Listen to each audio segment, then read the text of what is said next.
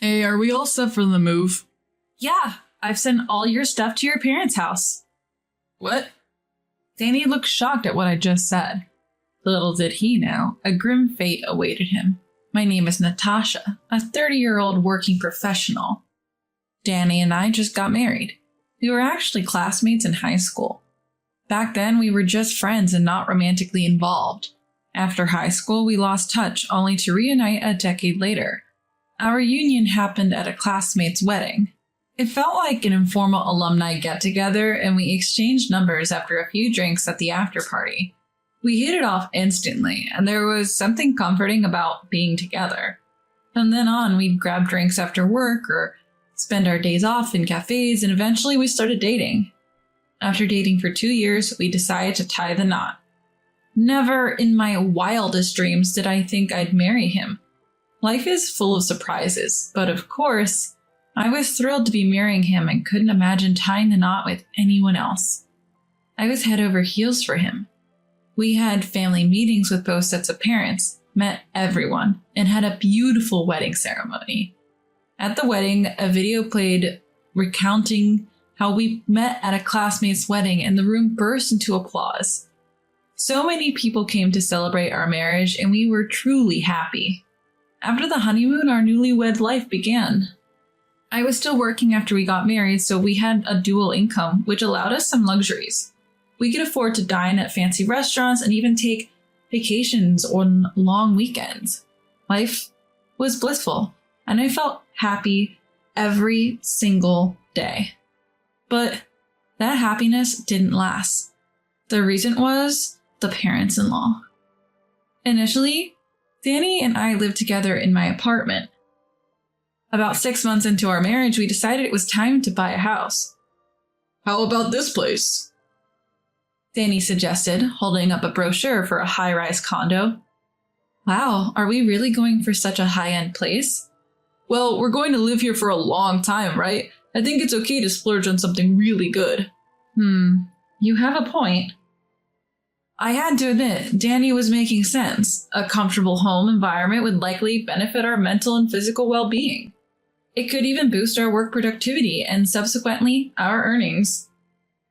So I agreed to Danny's proposal and decided to buy a luxury high-rise condo. Together we toured various properties. The high-rise condos we looked at really lived up to the hype. Each place was spacious with great views from the windows, and the kitchens looked user-friendly with their modern layouts. I can't decide. They're all so good. I know, right? We had a blast exploring various properties. After several discussions, we settled on which place to buy. It was definitely a big-ticket purchase, but living there proved it was worth every penny. The place was incredibly comfy, spacious, clean, and new, which put us in a happy mood every day. Looking out from the room at night offered an amazing cityscape, and on clear, breezy days, we'd step out onto the expansive balcony to sip some coffee and unwind. Danny seemed really comfortable too, and life at our new home was joyful for both of us. But then, a little while later, we hit a snag. The issue started when Danny invited his parents-in-law over. I didn't mind. I had invited my own parents and had hoped that my parents-in-law would come by at least once. However, they took quite a liking to our place and started showing up repeatedly. The doorbell would ring on weekends, and when we checked the monitor, there they were, Danny's parents. Did you invite Alyssa and Ivan again? Nope, but let's let them in if they came to visit.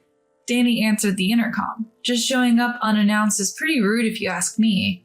Despite that, Danny didn't seem to mind and let them in anyway. Wow, this place looks fabulous every time we visit.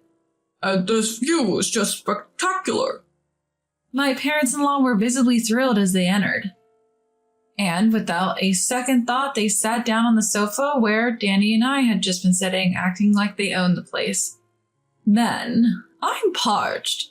Yeah, how about some cold drinks and snacks?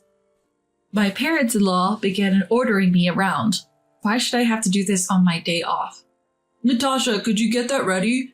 Danny asked as if it was the most natural thing. I felt like saying, why don't you do it yourself? but didn't want to create tension. So, with a desire for them to leave soon, I served my parents-in-law some drinks and snacks. They ate as if it was the most natural thing and continued to lounge around. As it got to the evening, they started to say they were hungry. Should we order delivery then? With that, Danny began ordering steak for delivery. Natasha, could you go grab some drinks? Me? Now? I'm here with Mom and Dad. You want me to go? No, I'll go get them. I was ticked off that Danny just made decisions like that, and I was also annoyed that his parents had no reservations about making themselves at home. However, the thought of being left alone with them while Danny went shopping was even worse. So begrudgingly, I went to the supermarket to buy some liquor. When I got back, Danny and his parents were chatting in the living room, looking like they were having a great time. It would be a heartwarming sight if it weren't so frequent. But seeing them laughing just irritates me when this happens multiple times a month. To make matters worse, his parents stayed late into the night. And because Danny orders expensive steaks for delivery, the costs really add up. What's more, he expects me to cover it. We have to keep our budget balanced, don't we? Why not just order something cheaper then? I can't do that. It would disappoint Mom and Dad. Plus, people would think we're broke. What? We have to be mindful of how we're perceived. What Danny's getting at is that living in a high-rise condo apparently means we have to keep up appearances and look wealthy to others. So ordering cheaper items off the menu would supposedly lower people's opinions of us. I honestly think no one cares about that sort of thing. Ever since Danny moved into the high-rise, he's developed this weird sense of pride, and his parents continue to come over to our place as if it's their second home. While they used to visit only on weekends, lately they've started showing up even on weekdays after work. They're coming around 2 or 3 times a week now. It's almost like they're living here. Lately, they've even started asking Danny for a spare key, so we don't have to coordinate all the time. Danny seemed to agree, but I've been putting my foot down, and because of that, there's been a strained atmosphere between us. Why can't I give my parents a key? They're my family. Even if they are family, it's not normal to give parents a key to their child's marital home. Why not? Mom and Dad find it inconvenient. Would you be okay giving my parents a key then? Well, that's different. See? You can't say yes. What you're suggesting isn't normal, and you know it. Stop nagging me. You're making things complicated. Complicated? How? I'm just trying to make things easier for Mom and Dad. Stop arguing against it. Don't you use that tone with me. And don't you get in my way. I'm just trying to be a dutiful son. After that heated exchange, we stopped talking to each other for a while. I didn't say anything wrong. I think Danny, who's put himself on a pedestal, is the one in the wrong. Yet Danny doesn't apologize and even invites his parents over as if nothing is wrong. I've grown tired of dealing with his parents, so now I go out whenever Danny brings them over. Danny even complained about that. Hey, it's rude to go out when my parents are here. Why do I need to be here? You 3 are just chatting and relaxing. Well, they're guests in our home. You should be serving them drinks and snacks. They're here all the time. Why do I need to play host? What do you take me for, a housekeeper? No, that's not it. My parents expect you to do this because you're my wife. Don't use your parents as an excuse. I work too, you know. We should share household duties. You don't even cook, so I do it every day. You were supposed to do the laundry and cleaning, but somehow I've ended up doing everything. You're taking me for granted. That's not the case. Really? You've grown prideful just because we live in a high-rise. Doesn't mean you're too good for housework. Showing off, huh? Danny mumbled, perhaps because I hit a nerve. Our relationship had started to strain, and then Danny did the unthinkable. One day, I came home from work to find his parents there. Natasha, you're finally home. Alyssa, what's going on? Danny and I were having an important conversation. We want to include you, but you weren't here. An important conversation? I had to work late. What's this about? We're moving in. Excuse me? We talked it over. You didn't like the idea of giving them a spare key, right? So Mom suggested that we could just live together. That solves the problem. I thought it was a good idea, so we decided to move in together. We've got a spare room, too. How can you decide this without me? We've discussed it. It's your fault for not being here. That's right, it's your fault. No, if it's that important, you should have told me in advance. Besides, I don't approve of this arrangement. When I said that, his parents looked displeased. Why should we have to get your approval? Especially when you're only living here thanks to Danny. What? I was baffled by what they were saying. See? Natasha always gets carried away. It's hard having her as a wife. Even Danny chimed in, and it clicked. Apparently, Danny had told them he bought the apartment, when in reality, it's in my name and I'm covering 80% of the mortgage. No, actually, Danny's not contributing financially at all. I'm shouldering the entire cost. Danny started getting carried away and said, If you keep defying me, we're getting divorced, you know. Oh, I guess that means she'll be kicked out of the house, huh? If you want to live a comfortable life, you better not defy us. My parents-in-law chimed in, provoking me just like Danny. At that moment, whatever love I had left for Danny vanished. I'm so done with these people. All right, let's get divorced. What? The moment you mentioned divorce, it was over. I can't continue with you. The three of them looked shocked when I said that. But not wanting to be belittled by me, their son's wife, my parents-in-law pushed for the divorce. Leave her, just like she said. Yeah, Danny, we don't want to live with her either. Persuaded by his parents, Danny seemed to have made up his mind about the divorce. Fine. Start packing and move out. We're done. I'm glad Danny agreed to the divorce. So, no distribution of property then? Of course not. I won't give you even a penny. Lucky for me, Danny isn't the sharpest tool in the shed. Can I have 2 or 3 days in? I need time to prepare for the move. Hurry up. Well, the weekend's coming up. Mom and I could go on a trip. Oh, how nice. Let's go to Hawaii. And so Danny and his parents were all excited talking about the trip they were planning. For me, the prospect of them being away was a breath of fresh air. They eventually left for their parents-in-law home. I immediately contacted a moving company. After that, I had them pack up and move all of Danny's stuff. A few days later, Danny returned home alone. What? You're still here?